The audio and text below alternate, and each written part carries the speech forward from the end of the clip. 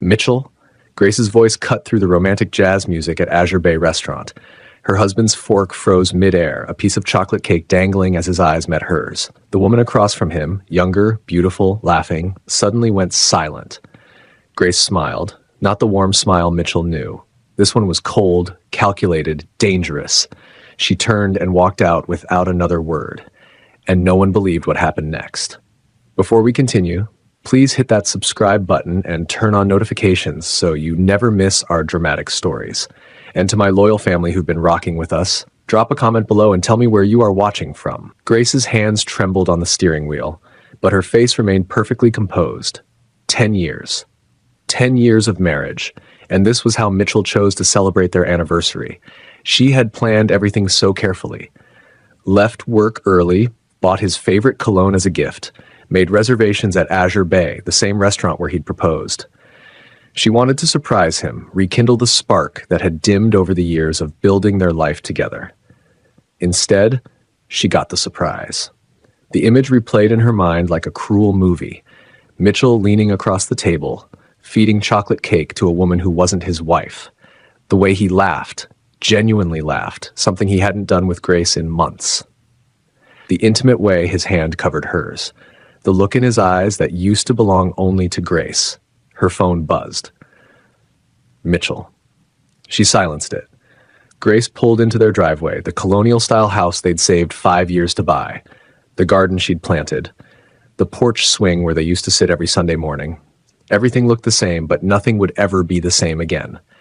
She walked inside, set her purse on the marble counter, and stared at the anniversary card she'd left on the table that morning. To my husband, my best friend, my forever. Happy 10 years. I love you more today than yesterday. The words mocked her now. Grace picked up the card and placed it in a drawer. Then she poured herself a glass of wine and sat in the living room darkness, thinking. She could have made a scene. God knows she wanted to. Wanted to flip that table, throw that cake in his face, scream until her throat was raw. That's what the old Grace would have done, the fiery woman Mitchell fell in love with in college. But Grace had learned something over the years. Loud reactions were temporary satisfaction. Silence. Silence was power. Her grandmother's voice echoed in her memory. Child, when someone shows you who they are, don't just believe them. Remember it. And when you move, move with purpose. 20 minutes later, her phone exploded with calls. Mitchell, 7 missed calls, 15 text messages. Grace, please, it's not what it looked like. Can we talk? Please come back. Where are you? I'm worried. Grace, answer me. She read each one with the detachment of someone reading a stranger's diary. Then she blocked his number and opened her laptop. Grace had always been resourceful. It's what made her an excellent marketing director. She knew how to research, how to plan, how to execute. And now she would use those skills for something far more personal. She typed into the search bar, "professional actors for hire." Several agencies popped up. She clicked through them methodically, reading reviews, checking portfolios. She needed someone specific, someone charming, someone who could play a role convincingly, someone who could make Mitchell feel exactly what she felt tonight. One agency caught her attention. Sterling Performance Group, actors for corporate events, private functions, and special occasions. Perfect. Grace filled out the contact form, her fingers flying across the keyboard. In the message box, she wrote, "Need a male actor, 30 to 40, charming, sophisticated, available for a dinner event in 3 days. Discretion essential, willing to pay premium rates." She hit send and closed the laptop. The front door burst open. Mitchell rushed in, his shirt untucked, hair disheveled, panic written across his face. "Grace! Thank God you're home. I've been calling." "Your phone must be broken," Grace said calmly, sipping her wine. "Mine works perfectly fine." Mitchell stopped, studying her face for any sign of the explosion he expected. There was none. "Baby, please, let me explain." "Explain what?" Grace tilted her head, her voice honey-sweet. "I'm not sure what you mean. At the restaurant, I saw you having dinner. Is that a crime?" Grace stood, walking past him toward the kitchen. "Are you hungry? I can heat up the lasagna I made." Mitchell followed her, confused and terrified. This wasn't right. Should be yelling, crying, throwing things. This eerie calm was worse than any tantrum. "Grace, about that woman." "Mitchell, darling." Grace turned to face him, placing a gentle hand on his chest. I trust you completely. You don't need to explain anything to me. After all, we've been married 10 years. If I can't trust you now, what kind of wife would I be? The words were right, but her eyes were arctic. Mitchell swallowed hard. Are you sure you're okay? Never better, Grace smiled. Now let's eat. You must be starving after your meeting. As Mitchell sat at the table, hands shaking slightly, Grace served him dinner with the grace of a woman who hadn't just discovered her husband's betrayal. But in her pocket, her phone buzzed. Sterling Performance Group had replied. 3 days. Grace had 3 days to execute her plan. As she watched Mitchell pick at his food, guilt consuming him, she felt nothing but cold determination. He wanted to play games? Fine. But he was about to learn that in any game there's always someone better. And Grace was about to become a master. Mitchell couldn't sleep. For 3 nights he lay beside Grace, staring at the ceiling, waiting for the storm that never came. She cooked his favorite meals, ironed his shirts, kissed him goodbye each morning, asked about his day each evening. It was driving him insane. Maybe she didn't see clearly, Simone had said when he called her in a panic that first night. Maybe she doesn't know it was me. But Mitchell knew better. Grace had looked directly at him. That smile, cold and knowing, haunted him. She knew. She absolutely knew. So why wasn't she saying anything?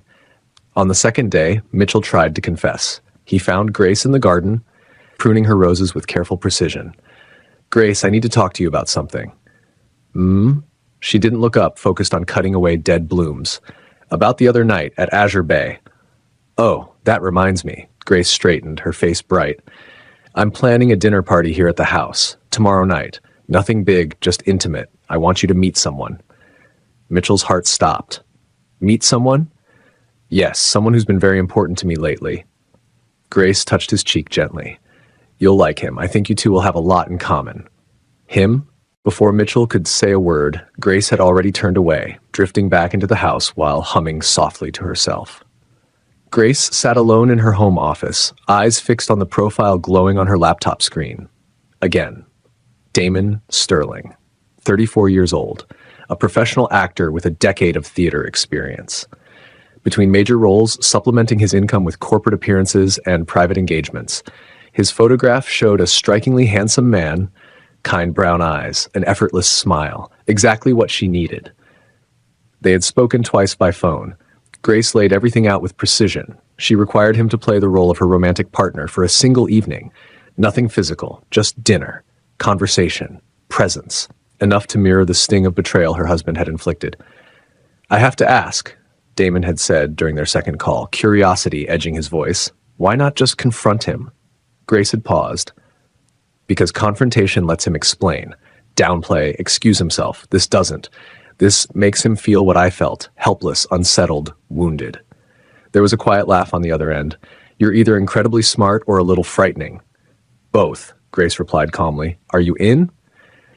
For $5,000? Yes, but I'll need details, nicknames, shared memories, how we met. If your husband is sharp, he'll test the story. So Grace built one. She and Damon had crossed paths at a marketing conference in Boston 6 months earlier, reconnected over coffee. He had been emotionally present for her during a difficult season she hadn't been able to discuss with Mitchell. No physical affair, yet, but something intimate enough to blur lines. She shared details only someone close would know. The lake house where she and Mitchell spent their honeymoon, her fear of thunder, the way she took her coffee, her love for white lilies. You don't miss a thing, Damon remarked, half impressed, half uneasy. I never do, Grace answered. On the third evening, Mitchell finally broke. He arrived home carrying a bouquet of white lilies and found Grace arranging the dining table with their finest china. Grace, please, he said, voice cracking.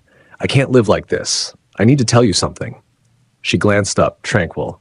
Not now. Our guest will be here soon, and I still have cooking to finish. What guest? Who are you talking about?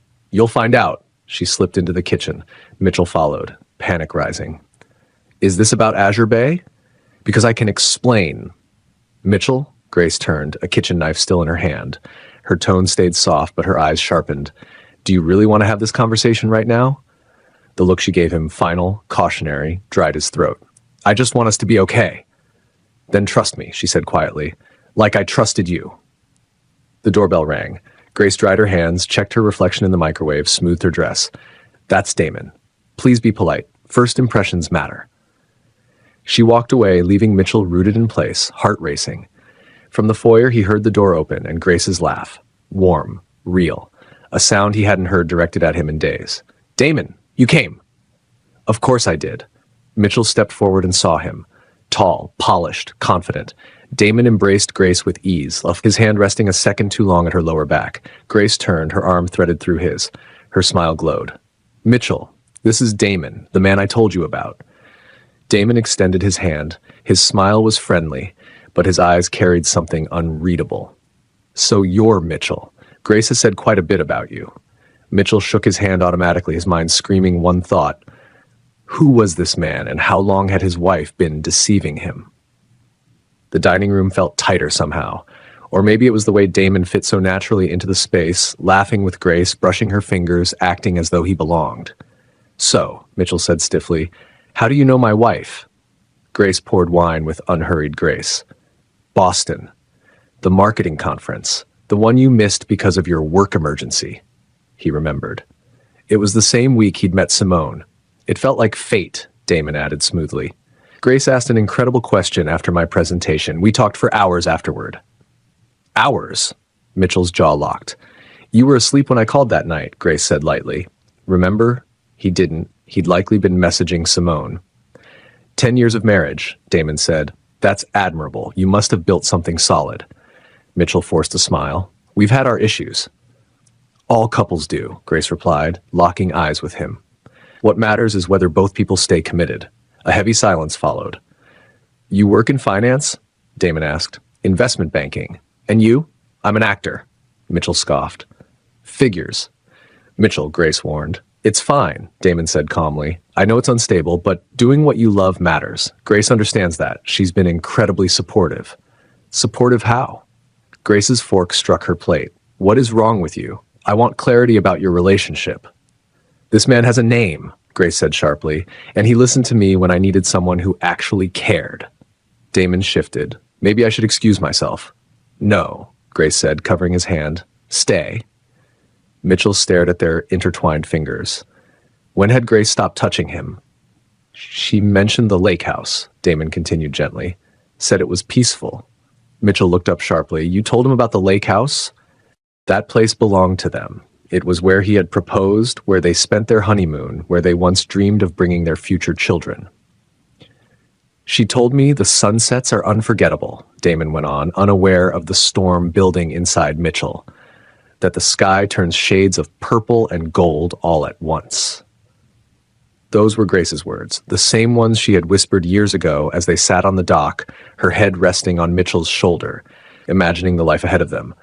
How many times have you taken my wife there? Mitchell asked, his tone sharp, dangerous. Mitchell, enough, Grace warned. No, he snapped. I want the truth. How long has this been happening? How long has what been happening? Grace's gaze hardened. Are you accusing me of something? That's bold, considering everything. The air went still. Damon looked between them, realizing this was far more than an awkward dinner. What do you mean by that? Mitchell stood abruptly, the chair screeching backward. Grace rose as well, her calm unsettling. It means I saw you, at Azure Bay, with her, feeding her cake, laughing, looking at her the way you used to look at me. The truth shattered 3 days of silence. Mitchell went pale. Grace, I can explain. Can you? Her voice trembled for the first time. Can you explain why you chose our anniversary to sit across from another woman? Why you haven't touched me in months? Why you come home late? Why you smell like perfume that isn't mine? It's not. She's just, he stumbled over the words. Just what? Grace broke down, tears spilling. Just a friend? Just a coworker? Just someone you feed cake to in candlelit restaurants? Damon stood slowly. I should probably go. No, Mitchell snapped, turning on him. Who are you? Are you sleeping with my wife? Mitchell, Grace snapped. Answer me. He moved toward Damon, fists clenched. Grace stepped between them. You want the truth? Damon is an actor. I hired him, $5,000 to pretend to be my lover for one night. Mitchell froze. What? I wanted you to feel what I felt, Grace said through tears. The shock, the confusion, the betrayal, the fear that everything you believed was a lie. Damon stared at her, stunned himself. So none of this was real? Mitchell asked, looking at Damon, who nodded stiffly. Grace wiped her face. But if it had been real, would you forgive me the way you expect me to forgive you? Mitchell collapsed back into his chair. After a long moment, he whispered, Her name is Simone. It's been 6 months, and I'm sorry. Grace felt her knees weaken. 6 months, not one mistake. There's something else, she said softly, her hand resting on her stomach. Something I found out the morning I saw you. Mitchell looked up. What? I'm pregnant. The words landed heavily, changing the room forever. What? He breathed. 10 weeks, she whispered. I found out on our anniversary. I went to surprise you. Instead, I found the truth. Damon quietly stepped into the living room, giving them space, though his presence lingered like a witness. Mitchell reached for her. Grace, we're having a baby? I am, she said, stepping back. I don't know what we are. Please don't say that. Why not? She laughed bitterly. I was planning our future while you were building one with someone else. 6 months of lies, 6 months of distance, 6 months of me blaming myself. You did nothing wrong. Then why? She shouted. Why her? Mitchell buried his face in his hands. I felt invisible. You were always busy, always achieving. She listened. She noticed me. She made me feel important. I made you important, Grace cried. I gave up New York for you. I turned down promotions because you asked me to stay. I shrank myself so you could feel bigger, and it still wasn't enough. Mitchell stared at her. New York? The VP role? Yes, she sobbed. They offered it 3 years ago, 200,000, my dream. But you said we needed stability, that we'd start a family, so I stayed. I waited. I believed you. I didn't know. You never asked, Grace shouted. You never wanted to know what I sacrificed.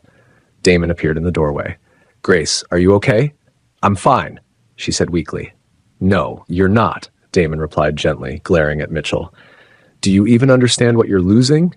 Stay out of this, Mitchell snapped. Maybe that's the issue, Damon said. It's always been about you. Grace bending herself smaller to fit your life. I lost my marriage the same way. Don't let him steal any more of your future. Grace looked at Damon, startled by the pain in his voice. This is my marriage, Mitchell said. Was, Grace corrected. You ended it 6 months ago. Mitchell's phone buzzed repeatedly on the table. Grace picked it up.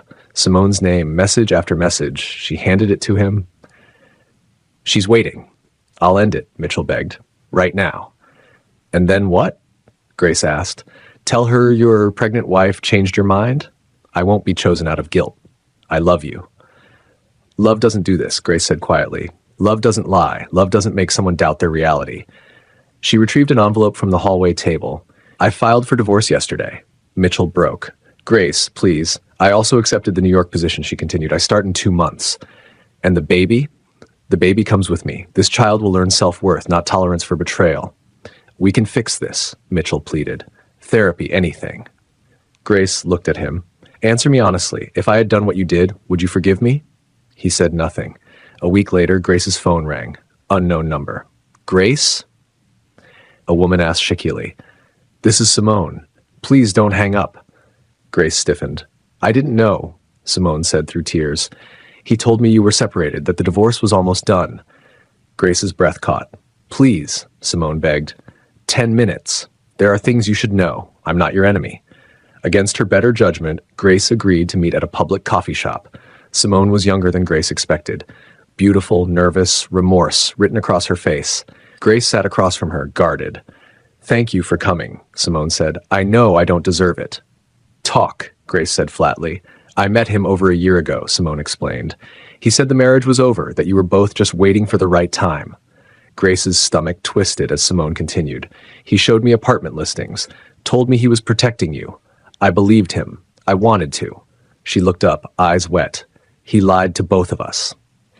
And you believed him? I wanted to, Simone admitted. He was everything I thought I wanted. Successful, mature, seemingly honest about his situation. He told me about marriage counseling that failed, about how you'd both agreed to move on but were waiting for the right time to make it official. Grace felt sick.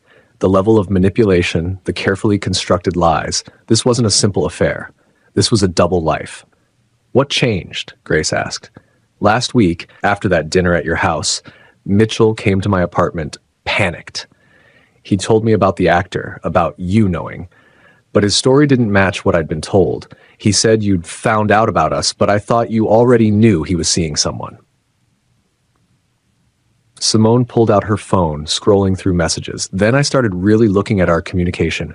He'd never call me from home, never invited me to his place, always had excuses about why I couldn't meet his friends or family. I thought it was because of the complicated divorce. She turned the phone toward Grace. Then I saw this. It was Mitchell's social media, set to private, not public like he'd told Simone. Photos of him and Grace, recent photos, anniversary posts. Love of my life captions dated just 3 months ago. He blocked me from seeing his real profile. Simone's voice shook.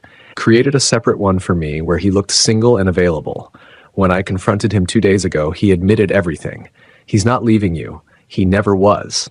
I was just entertainment. Grace's hands trembled. Why are you telling me this? Because you deserve to know who you're married to, Simone said, tears streaming down her face. And because I'm pregnant too. The coffee shop seemed to tilt. What? Grace whispered. 8 weeks. I found out the same day you confronted him at your dinner. Simone's laugh was bitter. We're both carrying his children, both betrayed by the same man, both made to feel like we were crazy for questioning him. Grace couldn't breathe. 2 babies, 2 women, one man who destroyed multiple lives for his own selfish desires. Does he know? Grace asked. I told him yesterday. He asked me to terminate it, offered to pay for everything. Simone wiped her eyes. Said a baby would complicate things with you. That's when I realized I never mattered to him at all. Neither of us did. Grace sat back, processing. Part of her wanted to hate Simone, to blame her for destroying her marriage. But looking at this young woman, also lied to, also manipulated, also carrying a child with an uncertain future, Grace felt unexpected compassion. What are you going to do? Grace asked quietly. Keep it, Simone said firmly. I'm not letting him take this choice from me too. But I wanted you to know the truth. All of it, not the version Mitchell's been spinning. They sat in silence, 2 women bound by betrayal and impending motherhood, both navigating futures they never imagined. He's a narcissist, Grace said finally. My therapist used that word yesterday. I thought she was exaggerating. Now I see this isn't about love or midlife crisis. It's about control. And ego, Simone added. He needed both of us. One for stability, one for excitement. Neither of us whole people to him, just pieces serving different purposes. Grace's phone buzzed. Mitchell. Again. She'd stopped answering days ago. He's been calling me too, Simone said, begging me not to tell you, promising things will be different if I just give him time. He's said the same to me, Grace replied. Funny how we both get the same script. Simone reached across the table hesitantly. I know I'm the last person who should say this, but you deserve so much better. The way he described you, cold, distant, career-obsessed, it wasn't true, was it? I gave up everything for him, Grace said softly. My career, my dreams, my identity, and somehow I became the villain in his story. Grace's phone rang again, this time a different number. Damon. Grace, sorry to bother you, but Mitchell just showed up at my apartment. He's demanding to know if something's going on between us. I think you should know. He's not handling your leaving well. At all. Simone's eyes widened. Grace, if he's getting aggressive... Grace's decision crystallized in that moment. She wasn't just walking away from Mitchell. She was running toward the life she deserved. And she wasn't doing it alone. Grace stood outside Damon's apartment building, Simone beside her. An unlikely alliance, but sometimes life created unexpected partnerships. You didn't have to come, Grace said. Yes, I did, Simone replied firmly. We're in this together now. They found Mitchell pacing outside Damon's door, disheveled and manic. When he saw Grace, relief and anger warred on his face. Grace! Finally! Tell this guy to stop! He noticed Simone. His face went pale. What is she doing here? We had coffee, Grace said calmly. Interesting conversation. You should try honesty sometime. It's quite liberating. You told her? Mitchell turned on Simone. I asked you not to. You don't get to ask me for anything, Simone said coldly. Neither of us owes you silence. Damon opened his door, assessing the situation. Should I call security? No need, Grace said. Mitchell was just leaving. I'm not going anywhere until we talk. Mitchell's voice rose. This is my family. Which family? Grace interrupted. The one with me or the one with Simone? Oh wait, you wanted neither. You wanted everything without consequences. Mitchell's composure cracked. I made mistakes. I'm human. But you set me up with that fake lover scheme. You humiliated me. I gave you one evening of uncertainty, Grace said quietly. You gave me 6 months of gaslighting. We're not the same. And the baby? Our baby? You're just going to take my child away? No, Mitchell, I'm taking myself away. The baby comes with me because that's biology. But you'll have rights, supervised, legal rights. I won't keep your child from you. Generous, Mitchell spat. What about me? Don't I get a say in my own life? You had a say, Simone spoke up. You said it every time you lied to both of us, every time you prioritized your ego over our hearts. You made your choices. Now live with them. Mitchell's phone rang. He glanced at the screen and his face changed, fear replacing anger. It's HR, from work. Probably about the ethics complaint, Damon said casually. Company policy frowns on managers dating subordinates, right? Mitchell's eyes widened. What did you do? Nothing, Grace said. Simone works at your firm. Once she learned the truth, she had every right to report the power imbalance in your relationship. That's not revenge. That's accountability. Mitchell staggered backward. You're destroying my life. No, Grace said firmly. You destroyed it yourself. We're just refusing to help you hide the pieces. 3 months later, Grace stood in her new Manhattan office, 47th floor, overlooking Central Park. Her baby bump was visible now, her confidence radiating. Her assistant knocked. Your 3 o'clock is here. Damon walked in, no longer dressed as a hired actor, but as himself, jeans, casual shirt, genuine smile. He'd booked a Broadway role since their strange meeting. Small part, but it was a start. You came, Grace smiled. Promised I'd check on you, Damon said, studying her office. VP of Marketing, you did it. Finally, Grace touched her belly. Took me long enough to choose myself. And the baby? Healthy, strong, just like her mother. Grace paused. Mitchell signed the divorce papers last week. Took a plea deal at work, resigned quietly in exchange for no legal action. And Simone had her baby last month, a boy. She's doing well, moved back home to her family in Atlanta. We text sometimes, it's about strange friendship, but real. Damon sat across from her desk. Can I ask you something? That night at dinner, when everything exploded, do you regret it? The whole revenge plan? Grace considered. I regret needing to do it, but I don't regret doing it. Sometimes people need to feel the consequences of their actions. Mitchell never would have understood by just talking. And now I'm free. Grace's smile was genuine. Free to build the life I always wanted. Free to raise my daughter with truth instead of lies. Free to. She trailed off, noticing how Damon looked at her, not with pity or judgment, but with quiet admiration. Free to have coffee with a friend, Damon suggested gently. No schemes, no acting, just 2 people who met under bizarre circumstances. Grace laughed. I'd like that. As Damon left, promising to call soon, Grace turned back to the window. Below, the city pulsed with life. Millions of stories, millions of choices, like millions of chances to start again. Her grandmother's voice whispered in her memory. A woman's silence is not weakness, child. It is strategy. And when she finally speaks, the world changes. Grace had been silent when she needed to be, strategic when it mattered. And now she was speaking her truth loud and clear. She was enough. She had always been enough. And that was the greatest victory of all. Grace chose herself and found freedom. What's the bravest choice you've ever made for your own happiness? Share your story in the comments below. And don't forget to subscribe for more powerful stories that remind us all we are stronger than we think. Where are you watching from? Drop your location below and let's build this community together.